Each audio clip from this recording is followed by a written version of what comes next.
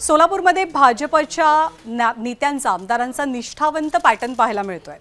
सुभाष देशमुख आणि त्याचबरोबर विजयकुमार देशमुख यांनी भूमिका स्पष्ट केली आहे की भाजपच्या निष्ठावंतांना जर तिकीट मिळालं नाही तर ते ज्या पक्षात जातील त्यांचा प्रचार आम्ही करू अशी भूमिका त्यांनी घेतली आहे। भाजपचे आमदार सुभाष देशमुख यांनी हे मोठं विधान केल्यामुळे त्यांच्या वक्तव्याची सर्वत्र चर्चा आहे।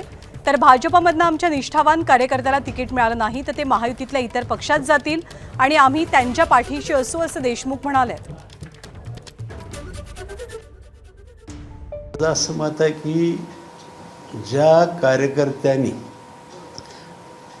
आमच्यासाठी पक्षासाठी काम केलेलं आहे त्या कार्यकर्त्याची क्षमता असताना त्याच्या पाठीशी संपूर्ण भाजप असताना त्याची क्षमता भारतीय जनता पक्षाची ताकद त्याच्याबरोबर नागरिक त्याच्याबरोबर असताना जर बाहेरच्याला उमेदवारी दिली तर स्वाभाविकपणे आमची नैतिक जबाबदारी आहे अशा कार्यकर्त्याच्या पाठीशी खंबीरपणे उभा राहणं।